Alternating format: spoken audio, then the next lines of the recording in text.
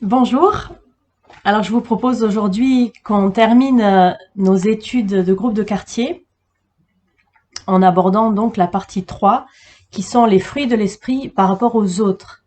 Et donc, c'est ce qui nous manque, hein. On a fait les fruits de l'esprit par rapport à Dieu, des caractéristiques dont on a particulièrement besoin dans notre vie spirituelle, qui étaient l'amour, la joie et la paix. Puis on a vu 3 fruits de l'esprit en rapport plutôt avec nous-mêmes. Là, on avait donc la fidélité ou la foi, euh, la maîtrise de soi, et puis l'autre, c'était la douceur. Et maintenant, donc, on a les 3 fruits de l'esprit, les 3 facettes par rapport aux autres. En fait, la patience, la bonté et la bienveillance, on pourrait dire que c'est les manifestations extérieures de l'amour, de la joie et de la paix. Et ces caractéristiques se manifestent au travers de nos relations avec les autres. Alors il reste 3 facettes, mais en fait on n'aura que 2 séances puisque on a couplé la bonté et la bienveillance qui sont quand même assez proches. Voilà, donc pour cette séance, je vous propose de nous pencher sur le fruit de la patience, qui est le fruit de la persévérance aussi. Évidemment, on conçoit tout de suite que la patience soit un sujet qui nous touche. Je pense on a tous plus ou moins un exemple qui nous vient rapidement en tête, d'impatience justement, ou de difficulté à être patient dans des situations bien précises. Et ça vient certainement d'une part du fait que l'homme est mortel et que donc il a conscience de sa finitude, de ses limites. Il a conscience qu'il n'est pas là indéfiniment et que du coup, le temps va lui manquer pour faire ce qu'il aurait voulu faire ou attendre ce qu'il aimerait voir arriver. Voilà, c'est une des raisons pour lesquelles on est impatient, c'est une des raisons pour lesquelles tout ce qui tourne autour du temps prend tant de place dans notre société et dans nos vies. Hein, on l'a vu quand on a étudié un petit peu le sujet du temps, le temps qu'on donne à Dieu. C'est vrai qu'on entend toujours j'ai pas le temps, quoi. J'ai pas le temps, j'ai pas le temps. C'est une des premières choses qu'on dit à nos enfants, apparemment, c'est attends et dépêche-toi. Donc c'est deux notions qui ont un lien avec le temps. Voilà. On est conditionné en fait pour que on ait envie d'avoir tout de suite, comme un petit enfant. Et malheureusement, si on n'apprend pas à attendre, le monde va pas nous l'apprendre, quoi, en fait. Voilà, donc on est conditionné à vivre selon ce mode de vie de la performance, de l'efficacité et aussi de l'immédiateté. Et c'est complètement paradoxal parce qu'en fait, c'est pas comme ça que ça fonctionne. Les meilleures choses exigent souvent du temps, exigent de la patience, exigent d'attendre. Et du coup, le chrétien doit vraiment rechercher cette qualité euh, parce que c'est une des façons dont Dieu va se servir pour former en nous, par son esprit, le caractère de Christ. Alors quand on évoque la patience, on pense souvent à Job.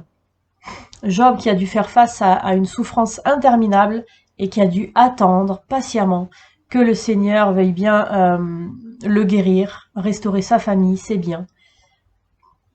Euh, voilà.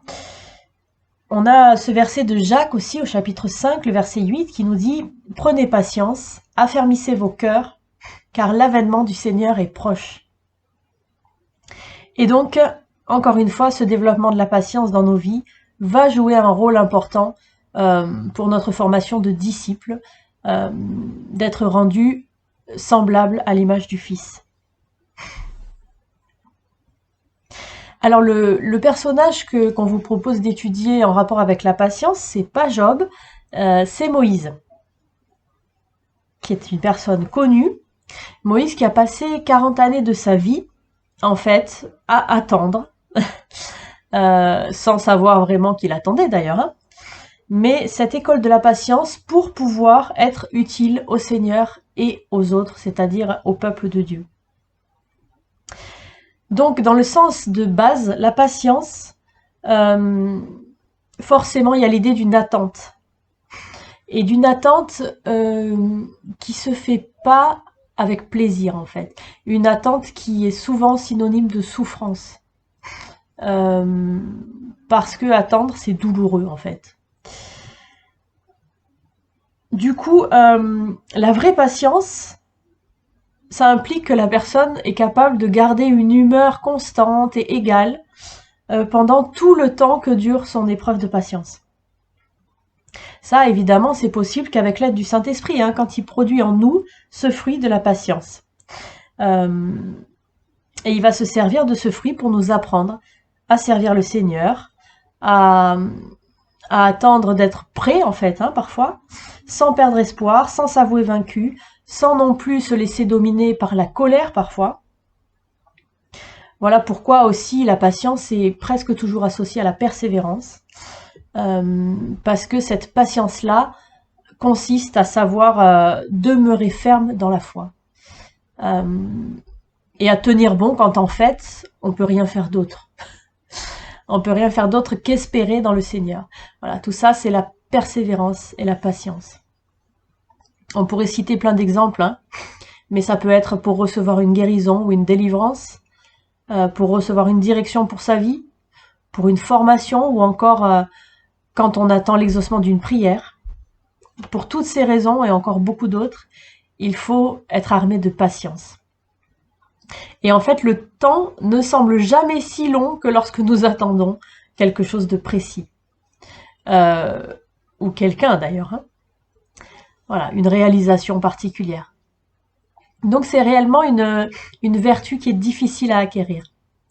Et en tant que fruit de l'esprit, cette patience va rendre le croyant capable de faire preuve de retenue, c'est-à-dire savoir se contenir soi-même face à l'épreuve.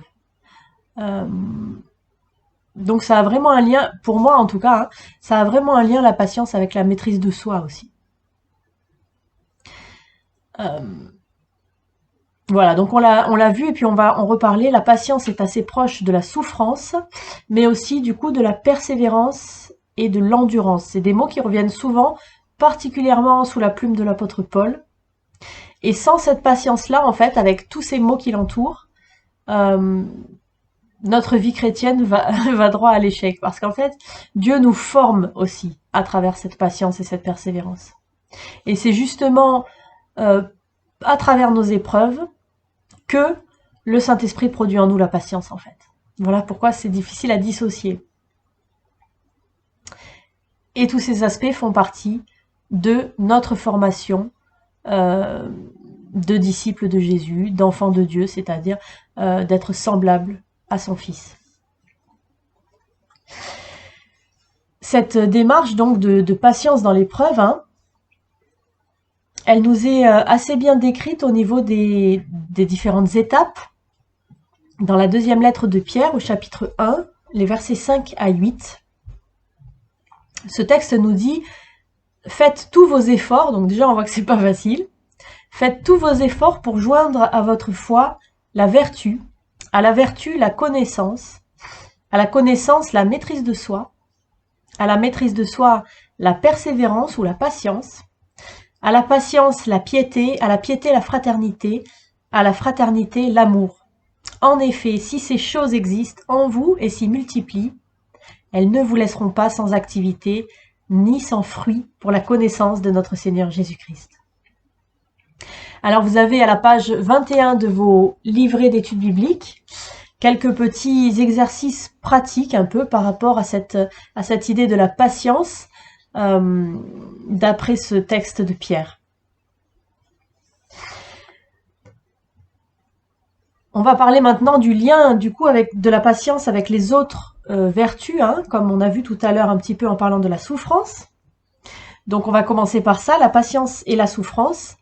Évidemment, personne ne traverse sa vie sans souffrir à un moment ou un autre. Physiquement, moralement, peu importe en fait. Hein. La souffrance fait partie de la vie et de notre éducation à la vie. Et ça vaut pour tout le monde, parce qu'en fait, une petite plante qui démarre, par exemple, va être secouée dans tous les sens, par le vent, par les conditions météorologiques qui vont pas toujours être de son côté. Et tout ça, en fait, à tous les stades de développement, on va le vivre. Et ces vents contraires, ces tempêtes de la vie, vont aider le chrétien à développer des racines qui vont être profondes, fondées sur Jésus-Christ, sur la parole, et vont nous permettre d'acquérir un esprit soumis, un esprit bien disposé. Alors je vous renvoie là à la lecture du chapitre 12 de l'Épître aux Hébreux. Le deuxième point, c'est la persévérance. On remarque que dans la majorité des traductions, la persévérance est presque rendue de la même façon que l'endurance. C'est-à-dire le fait de tenir ferme, de s'accrocher à ce qu'on croit, quels que soient les événements. Et du coup aussi d'attendre patiemment, même dans la souffrance, parce que cette attente implique de passer par ces étapes intermédiaires et de les supporter, puisqu'elles vont nous mener à la victoire, ou à la paix, enfin dans tous les cas c'est une victoire. Là je vous renvoie à Colossiens au chapitre 1, les versets 9 à 11. On a ensuite la patience en lien avec la joie et l'espérance, on retrouve ça dans Romains 5, les versets 3 et 4, où la souffrance, la joie, la patience et l'espérance sont regroupées ensemble. Bien plus, nous nous glorifions même dans les tribulations, sachant que la tribulation produit la persévérance une fidélité éprouvée, et la fidélité éprouvée, l'espérance. Ces versets montrent bien les progrès du développement chrétien et de la maturité qui passe par la souffrance et la patience, et qui va conduire à l'espérance. Parce qu'en fait, évidemment, quand tout va bien, c'est pas difficile d'attendre et d'espérer. Mais au contraire, quand on a l'impression que rien ne va, alors la réaction normale, c'est de plus avoir d'espoir, d'être désespéré. Et c'est justement là qu'on a besoin de la patience et de la persévérance produite par l'Esprit Saint. C'est pas une acceptation aveugle de la situation, comme si finalement, soit elle nous touchait pas, soit on pourrait l'apparenter à une sorte de fatalisme. Pas du tout. C'est même le contraire en fait de ça. C'est une force particulière dans l'épreuve. Et c'est une acceptation dans la joie au sens de fruit de l'esprit, hein, la joie du Seigneur, qui est pleine de confiance parce qu'on sait que ce que Dieu fait dans nos vies, ça va concourir à notre bien. On a ensuite la patience et la sagesse. Dans le livre des Proverbes, il est dit « Celui qui est lent à la colère a une grande intelligence, mais celui qui est prompt à s'emporter proclame sa stupidité. » Ainsi, une personne patiente va essayer de comprendre tous les aspects d'un problème avant de tirer des conclusions et de juger. Et c'est entre autres cette qualité qui va aider les parents à éduquer leurs enfants avec sagesse. Hein. Sans patience, en fait, c'est pas possible d'avoir des enfants. D'ailleurs, avoir des enfants fait développer la patience aussi. Hein. Si on l'avait pas au départ, on l'a pas forcément beaucoup après, mais on est obligé de l'avoir développé un petit peu.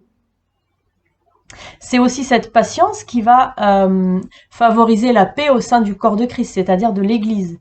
Parce qu'on l'a vu naturellement, se dire famille avec des gens qu'on connaît pas, qui sont pas du même milieu, pas de la même culture, pas du même âge, qui ont pas la même éducation et qu'on n'a pas choisi, c'est pas naturel.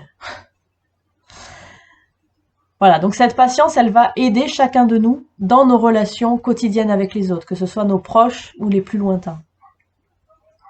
On a ensuite la patience et la paix. La patience est dans ce cas comme une arme quand il s'agit de calmer une situation. Proverbe 15, verset 18 dit « Un homme furieux excite des querelles, mais celui qui est lent à la colère apaise les disputes. » Et un homme patient, en fait, en ne se laissant pas dominer par sa colère, va être pacifique, va manifester la paix de Dieu et du coup va faire redescendre en fait la tension du conflit. La patience et la force ensuite.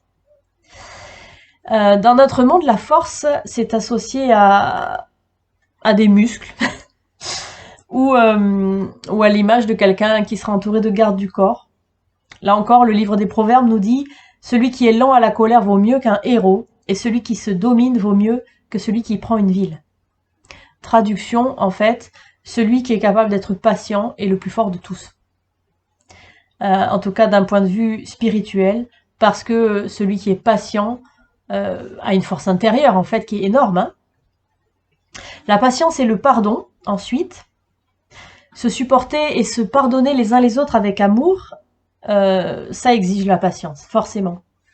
Dans Colossiens 3, Paul exhorte l'Église en disant « Comme des élus de Dieu, saints et bien-aimés, revêtez-vous d'ardente compassion, de bonté, d'humilité, de douceur, de patience. Supportez-vous les uns les autres et faites-vous grâce réciproquement. Si quelqu'un a à se plaindre d'un autre, comme le Christ vous a fait grâce, vous aussi, faites de même. » Et je vous renvoie là à la lecture du très beau chapitre 13 de la première épître aux Corinthiens qui nous décrit l'amour avec ses premiers mots, l'amour est patient. Voilà, c'est la base. Sans patience, pas d'amour. Et sans amour, pas de patience non plus, hein, peut-être. Enfin, dernier aspect, la foi avec la patience. La foi, évidemment, est nécessaire, hein. Le juste doit vivre par la foi. Mais quand la foi doit être éprouvée en vue d'être épurée, c'est par la patience qu'on va pouvoir tenir bon et supporter l'épreuve. La foi, la patience et les promesses de Dieu sont réunies toutes les trois dans un passage d'Hébreux 6, les versets 11 à 12. Nous désirons que chacun de vous montre jusqu'à la fin le même empressement en vue d'une pleine espérance, en sorte que vous ne soyez pas nonchalants, mais que vous imitiez ceux qui, par la foi et l'attente patiente, reçoivent l'héritage promis. Voilà pour la patience. Des liens avec beaucoup de choses, et c'est vrai que c'est une facette, alors vous allez me dire que toutes les facettes sont importantes, mais vraiment on se rend compte que dans nos relations les uns avec les autres, on ne peut pas du tout mettre la patience de côté, c'est impossible. On ne peut pas survivre sans ça. Et puis ce dernier verset d'un Thessaloniciens, usez de patience envers tous. La patience est essentielle dans les relations familiales. Et clairement, le foyer, c'est par excellence le terrain d'épreuve pour la patience. On l'a dit, hein, par rapport aux enfants, par rapport aux conjoints, par rapport aux parents, aux frères et sœurs, aux beaux-parents. Voilà, la patience. On a besoin de patience tout le temps entre nous. Alors je vous encourage à prier pour que le fruit de la patience soit développé dans vos vies, dans vos familles, et que Dieu vous soutienne et vous aide par son esprit. Soyez bénis.